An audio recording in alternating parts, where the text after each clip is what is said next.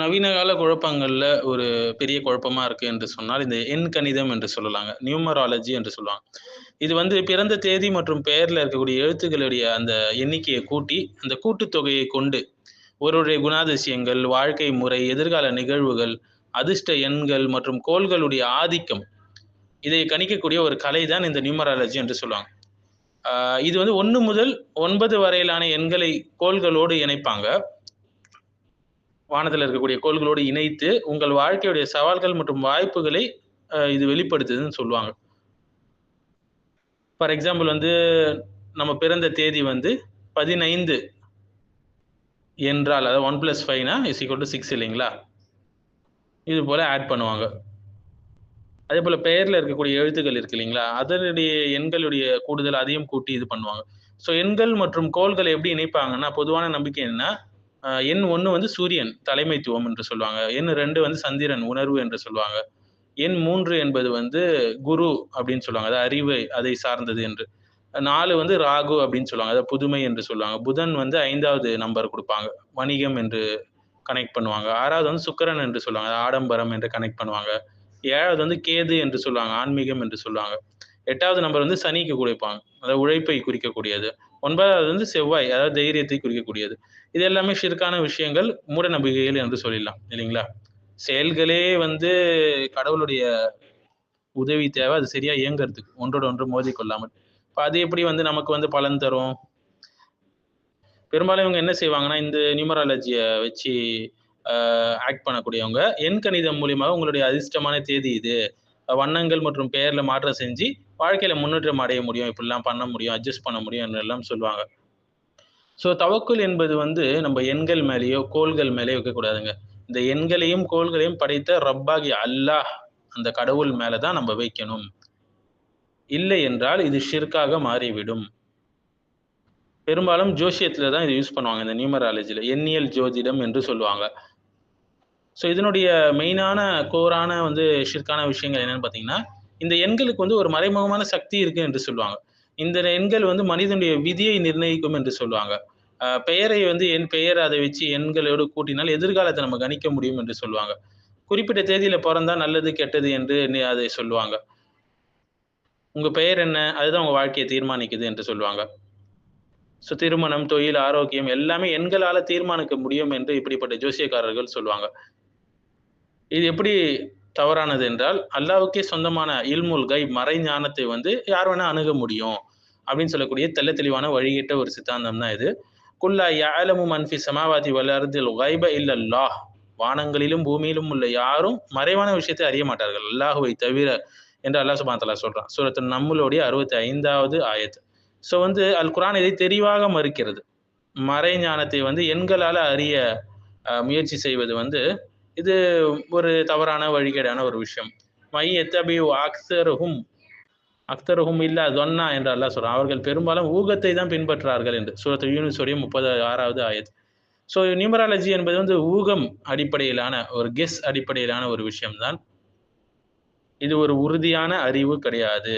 அலா இன்னமா தாயிருஹும் இந்தல்லாஹ். அவர்களின் மூட நம்பிக்கை அல்லாஹ்விடமே உள்ளது. சூரத்துல் ஆராஃப் 131வது ஆயத்.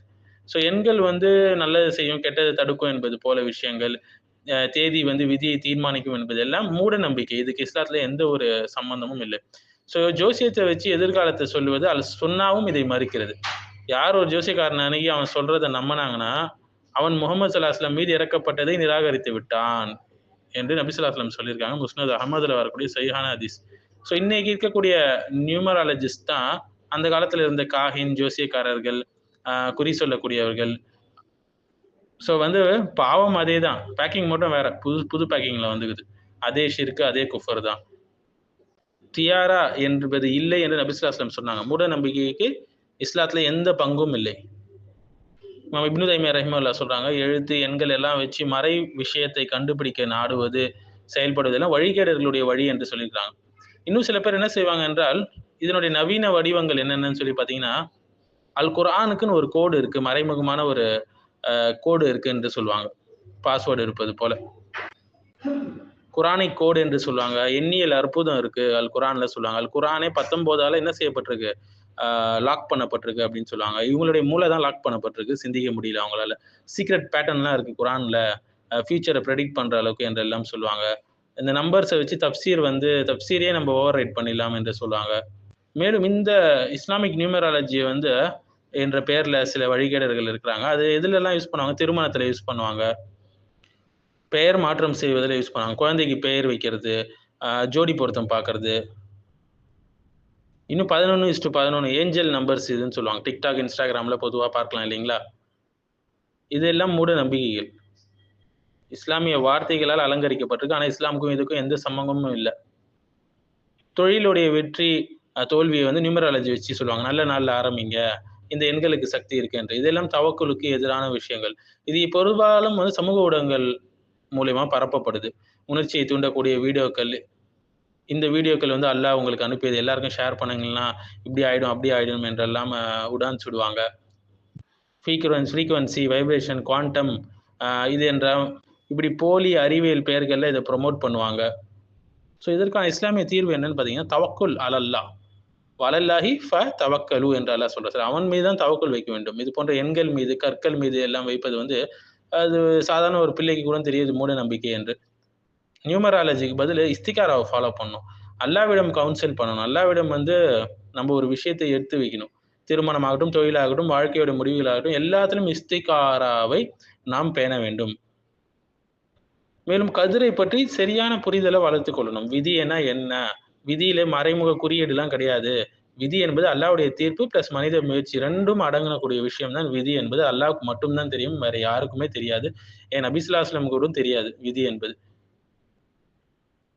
ஸோ இஸ்லாம்ல சில எண்கள் இருக்கு. 5 நேர தொழுகை, 30 நாள் ரமதான், 99 பேர்கள் என்று.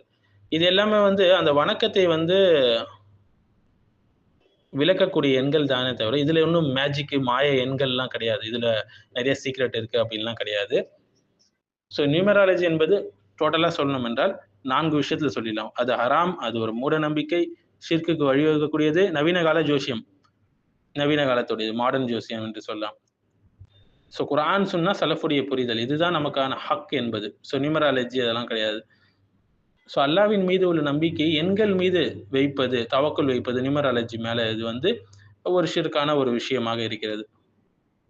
ஒரு பக்கம் இந்த 786 உடைய ஃபித்னா பரவிட்டு இருக்கு இல்லைங்களா? இதுவும் இந்த நியூமராலஜில வந்து அடங்கக்கூடிய ஒரு விஷயம் தான்.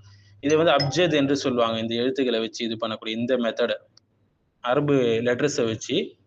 இது குர்ஆன்லயும், சுன்னாவிலயும், சஹாபாக்களுடைய வாழ்க்கை எதுலயுமே வந்து இதற்கான ஆதாரம் இல்ல. இப்ப இருக்கக்கூடிய படங்கள்ல தான் 786 சட்டையில பச்சை குத்திட்டு போறாங்க ப்ரொமோட் பண்றதுக்கு. ஸோ அல்லாஹ்வுடைய பெயரை உச்சரிப்பது என்பது ஒரு இபாதா. அது ஒரு சீக்ரெட் கோடோ, பாஸ்வேர்டோ எல்லாம் கிடையாது. 786 அப்படின்னு சொல்லிட்டு போறதுக்கு. ஸோ திக்ரை வந்து இதை கொண்டு நம்ம ரீப்ளேஸ் பண்றோம், நம்பரை கொண்டுனா அந்த அமலே வந்து ஃபசாத் ஆகிடும். வலில்லாஹி அஸ்மாஉல் ஹுஸ்னா ஃபத்உ பிஹா.